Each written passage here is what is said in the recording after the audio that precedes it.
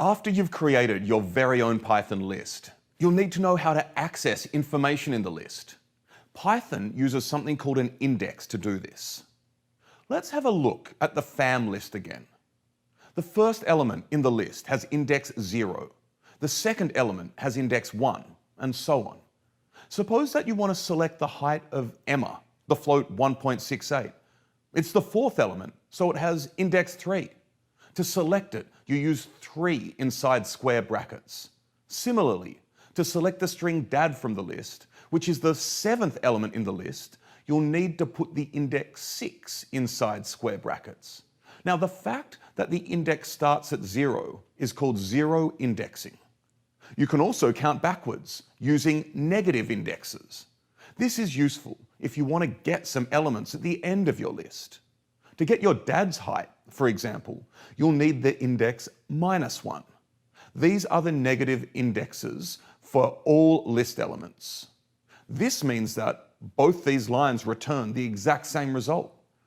Apart from indexing, there's something called slicing, which allows you to select multiple elements from a list, thus creating a new list.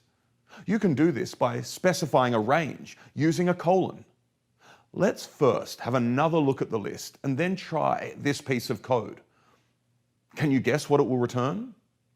A list with the float 1.68, the string mum, and the float 1.71, corresponding to the fourth, fifth, and sixth elements in the list, maybe?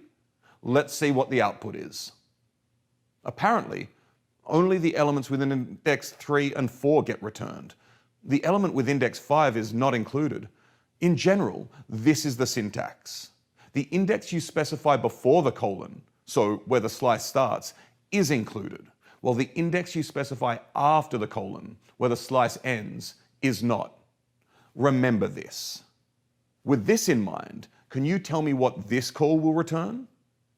You probably guessed correctly that this call gives you a list with 3 elements, corresponding to the elements with index 1, 2, and 3 of the fam list. You can also choose to just leave out the index before or after the colon. If you leave out the index where the slice should begin, you're telling Python to start the slice from index 0, like this example.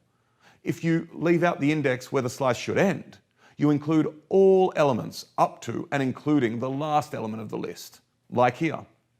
Now it's time to head over to the exercises, where you'll continue to work on the list you've already created yourself. You'll use different subsetting methods to get exactly the pieces of information you need. Time to jump back into learning by doing.